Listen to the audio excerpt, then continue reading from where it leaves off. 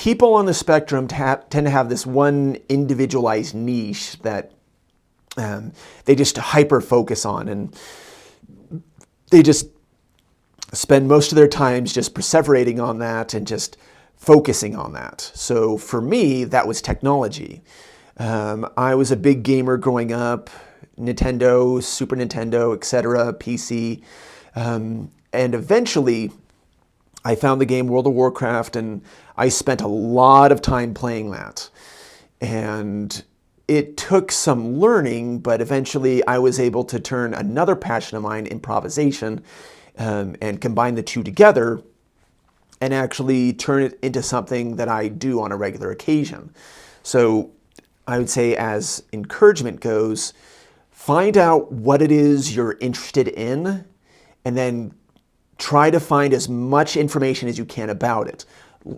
Go to the library, go on Google, find other things, and just be the best that you can in that. I remember one of those really old Pixar movies, Robots, where the main character is told while he's beginning his adventure to find a need and fill it.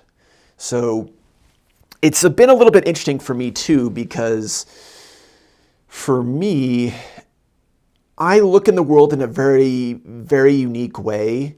Like, say, if you went into a garden and it was filled with just these beautiful roses and tulips and everything, any neurotypical person would say, look at this beautiful garden, how good it looks. For me, looking at it, I look at that garden and I just see roses, I see tulips, I see weeds, etc. For me, I had to learn what the concept of beauty was. The fact that it was just this natural plant that grows from the ground, and it's associated with love and Valentine's Day and everything. So I think figuring out what it is you're good at and learning about the world around you in a quick manner can really be beneficial.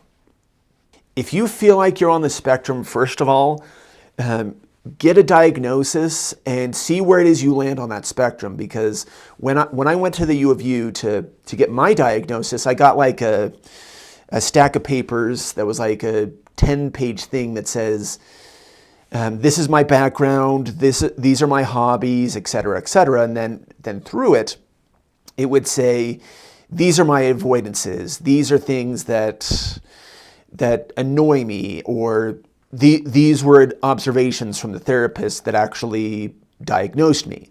Figure out where it is you land on the spectrum, and then go to one of those counseling places that can actually help you, and then make one of those detailed lists about what do I need, where do I go from here, and ask them to help you figure out those individualized goals so that you can proceed from there and then make the most of the time that you do have.